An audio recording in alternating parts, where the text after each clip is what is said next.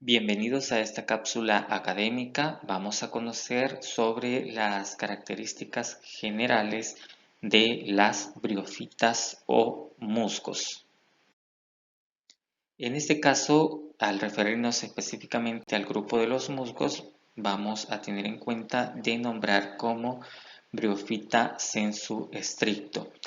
Entre las características reconocemos todos que los musgos son organismos de un reconocimiento muy fácil. Los encontramos en muchos ambientes, sobre todo en ambientes húmedos, en bosques, cerca de ríos, cerca de algunas fuentes de agua, etc. Siempre van a tener una amplia distribución mundial, es decir, se encuentran prácticamente en todos los ambientes, a excepción de aguas marinas o cerca de corrientes marinas, y que al igual que las hepáticas y los antoceros, su mayor diversificación y desarrollo se da en aquellos ambientes con condiciones muy húmedas y sombrías. Y al igual que los otros grupos de briófitas, también presentan una alternancia de generaciones muy bien definida, es decir, se identifica el gametofito y el esporofito. En la morfología que presentan ellos vamos a conocer que la parte verde que nosotros generalmente observamos es la parte del gametofito. De ahí que en este grupo también se reconozca que la fase dominante o conspicua es el gametofito. También la otra generación que se forma en el talo de una briófita es la parte del esporofito, y en el caso del esporofito, como ya hemos visto, se encarga de la formación de las esporas. En cuanto a la dotación genética, vamos a ver que el gametofito siempre tiene una dotación genética haploide ON, y el esporofito tiene una dotación genética diploide o 2N. En las estructuras que conforman al esporofito debemos tener en cuenta que forman parte de él el pie, que generalmente no se observa porque queda oculto por los pequeños filidios del gametofito, la seta, que sería toda esta estructura que sostiene finalmente a la cápsula. En el caso de las estructuras que conforman a un musgo en la parte del gametofito, vamos a reconocer tres partes principales. Los rizoides, que generalmente van a ser unicelulares, pero también se pueden encontrar rizoides pluricelulares, y su función es el anclaje y la absorción de nutrientes.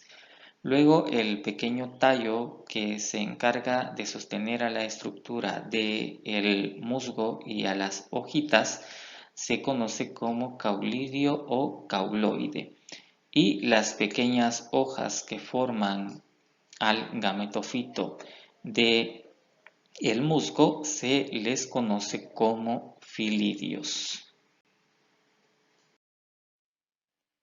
Para reconocer a los briófitos o a los musgos, vamos a ver primero en el desarrollo del hábito.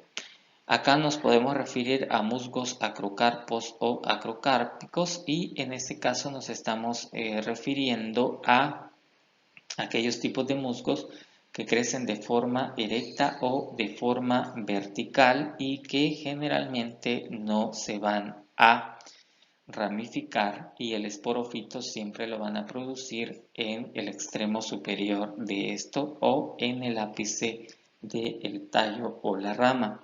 Y la otra clasificación son los musgos pleurocarpos o pleurocárpicos, y en este caso el gametofito siempre crece de una forma rastrera sobre el sustrato, y los únicos que crecen de forma vertical o erectos es la parte del esporófito.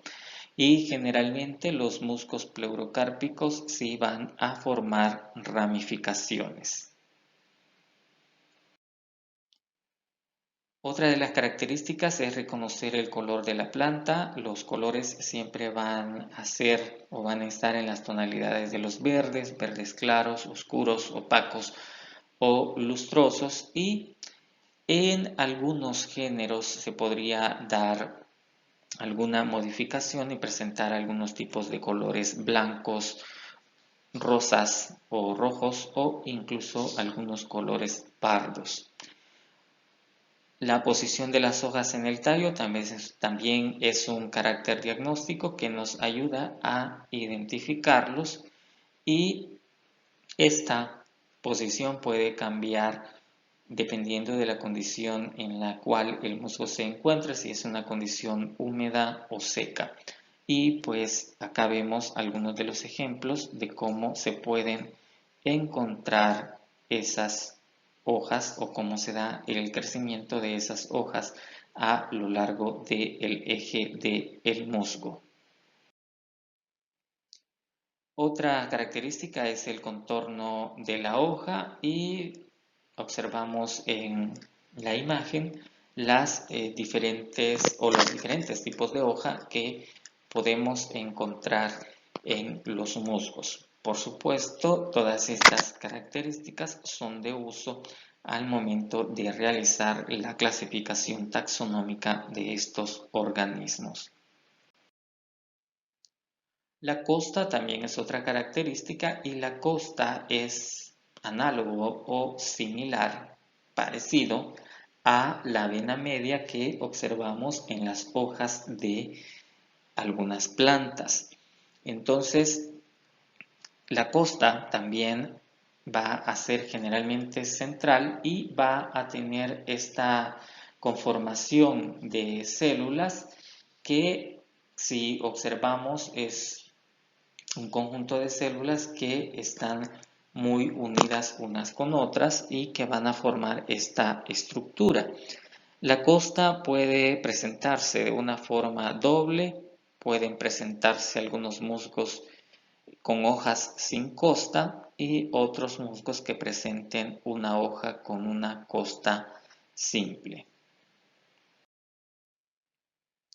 En cuanto a los caracteres del esporófito, el esporófito siempre lo vamos a encontrar de una forma terminal o de una forma lateral, si nos referimos a la posición.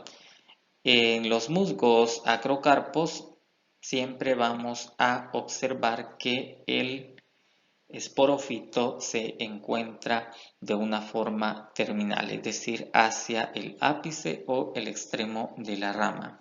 Y en el caso de los musgos pleurocarpos, siempre los vamos a encontrar creciendo de una forma lateral, es decir, no se van hacia el ápice de la rama, sino que crecen en los lados del caulidio del musgo. Luego, en la cápsula es parte del esporófito también, y en la cápsula es donde se forman a las esporas del musgo.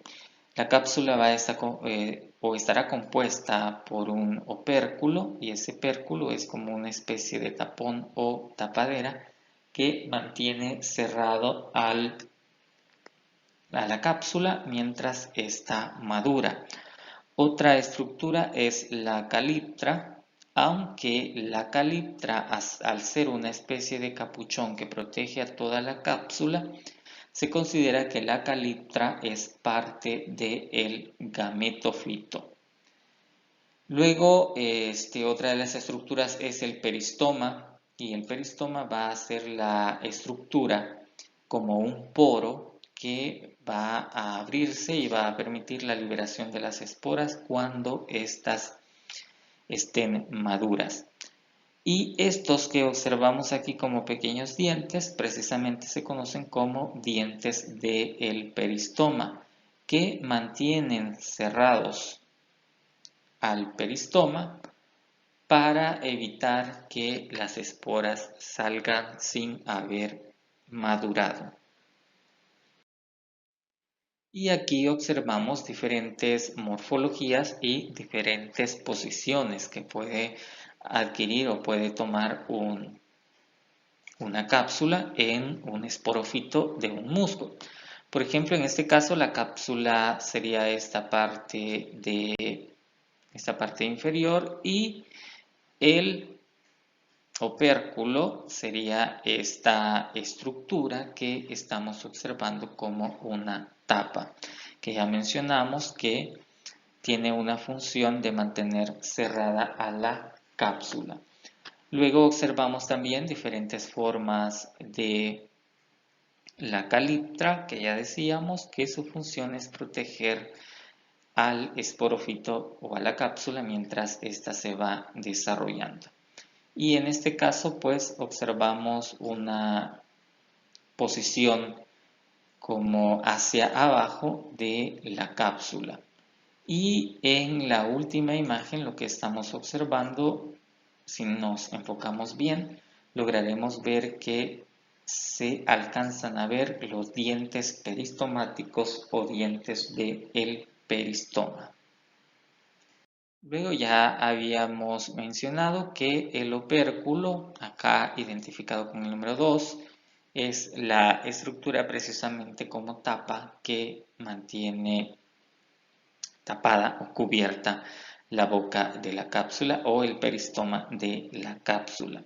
Luego el peristoma veíamos que es una estructura como un poro que permite la liberación de las esporas y que este va a estar protegido por una o dos hileras de estructuras filiformes o en forma de espinas y que ellas lo que van a hacer es mantener cerrado ese peristoma y ya mencionábamos que se conocen como dientes peristomáticos o dientes del peristoma.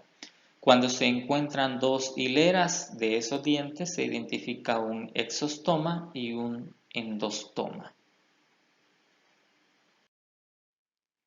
Y la caliptra, que también ya habíamos mencionado, que es una forma de capucha que va a estar protegiendo al esporófito durante todo su estadio de desarrollo. Y generalmente vamos a observar que tiene una forma como pilosa o también puede tener una forma lisa. Y en la reproducción de los musgos es muy similar a la de las hepáticas, solo que varía en este caso que luego de la formación de esporas por el proceso de meiosis, estas se vuelven haploides y por lo tanto darán origen a organismos con dotación genética N o haploide. En el primer estadio se forma una estructura propia de este grupo que se conoce como protonema. El protonema va a formar diferentes yemas y cada una de estas yemas se va a constituir en un gametofito. El gametofito puede ser masculino o puede ser femenino. Recordemos que en el gametofito femenino es donde vamos a encontrar a los arquegonios con las ovocélulas o células huevo y en el gametofito masculino es donde vamos a encontrar a los anteridios con los anterozoides. Cuando ambas estructuras están maduras, se da un proceso de fertilización y desarrollo de un cigoto que al final empezará el proceso de formación del esporófito y de esta forma se seguirá dando inicio al ciclo de vida de un musgo. Bueno, eso es todo referente a la parte de briófitas sensu estricto o musgos.